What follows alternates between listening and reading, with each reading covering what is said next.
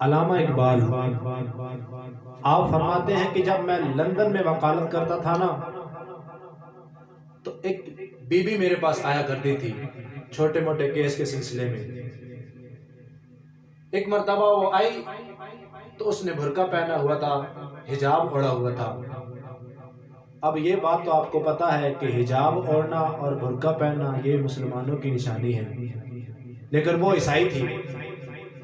جب وہ میرے پاس آئی میں نے دیکھا کہ حجاب اوڑھا ہوا ہے، میں حیران ہو گیا، پریشان ہو گیا، یہ کیا ماجرا ہے؟ میں نے کہا بی بی یہ کیا ماجرا ہے؟ تو وہ کہنے لگی اے اقبال مجھے پتا تھا تم ضرور سوال کرو گے، مجھے پتا تھا کہ تم ضرور سوال کرو گے۔ علامہ اقبال فرماتے ہیں کہ اس کا نام لیڈی پارٹنرز تھا۔ میں نے کہا کہ بی بی کیس بعد میں نپٹیں گے، پہلے مجھے یہ بتا کہ یہ ماجرا کیا ہے، اس کی جو ماضی کی بات ہے وہ مجھے بتاؤ۔ دوستان جی وقار علامہ اقبال فرماتے ہیں کہ وہ لیڈی کہنے لگی اے اقبال مجھے پتا تھا کہ یہ تم سوال ضرور کرو گے۔ علامہ اقبال فرماتے ہیں کہ اے بی بی تو مجھے بتا کہ اس کے راز کیا ہے؟ تو وہ بی بی کہنے لگی اے اقبال الحمدللہ میں مسلمان ہو گئی ہوں، اے اقبال الحمدللہ میں مسلمان ہو گئی ہوں۔ علامہ اقبال فرماتے ہیں آپ کے میاں تو فوج میں ہوتے ہیں اور فوج کے لیے اصولوں کو بدلنا یہ تھوڑا مشکل ہوتا ہے۔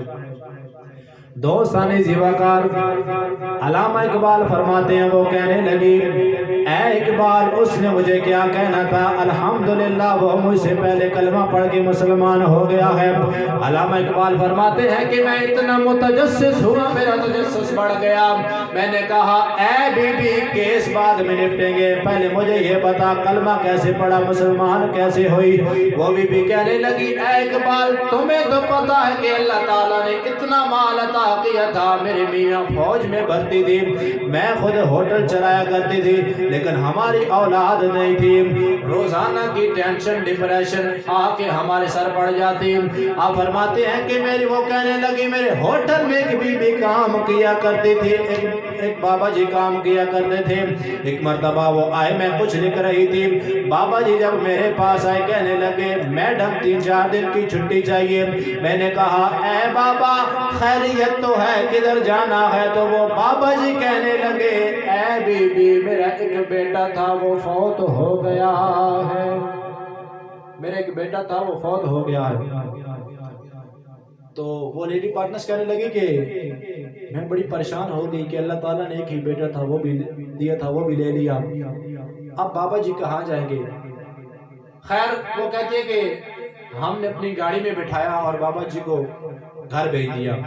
3-4 دن کے بعد میں اور میرے میاں ان کے گھر جا رہے تھے تعزیت کے لیے، ہم راستے میں یہ باتیں کر رہے تھے کہ ایک ہی بیٹا تھا اللہ تعالیٰ نے وہ بھی لے لیا، اب وہ کیسے گزارا کریں گے؟ دوستان زیوکار وہ کہنے لگی جب ہم ان کے گھر پہنچے تو وہ بابا جی پھٹی پرانی چٹائی پہ بیٹھے ہیں، یہاں ہاتھوں سے کچھ بنا رہے ہیں۔ جب میں ان کے قریب گئی میں نے کہا اے بابا اب آپ نے خود ہی اپنی تعزیت کرنی ہے، اپنا گزارا خود ہی کرنا ہے، ایک ہی بیٹا تھا اللہ تعالیٰ نے وہ بھی لے لیا۔ آپ فرماتے ہیں کہ وہ کہنے لگے کہ بابا جی نے ایسے نظر اٹھائی اور کہنے لگے اے بی بی کیا میں نے بیٹا اللہ تعالیٰ کو پیسے دے کے لیا تھا؟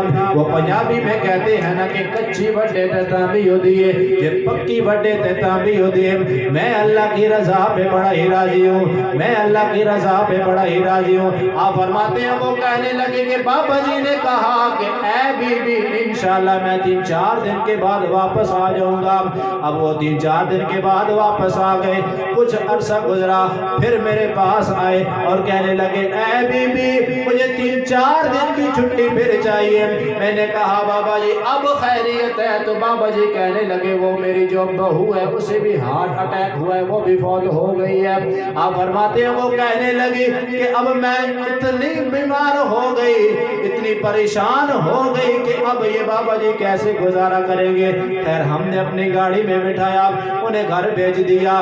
3-4 دن کے بعد میں اور میاں ان کے گھر جا رہے تھے، یہی باتیں کر رہے تھے۔ جب ہم ان کے گھر پہنچے وہی ماجرا ہے، وہ پھٹی پرانی چٹائی پہ بیٹھے ہیں اور ہاتھوں سے یوں کچھ بنا رہے ہیں۔ میں ان کے قریب گئی، میں نے کہا اے بابا اب آپ نے اپنا خود ہی گزارا کرنا ہے۔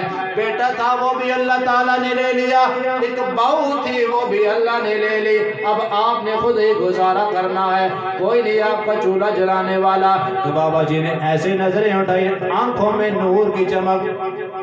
بابا جی کہنے لگے اے میڈم کیا میں نے اللہ تعالیٰ کی بارگاہ سے کوئی پیسے دے کے اپنی بہو بھی خریدی تھی؟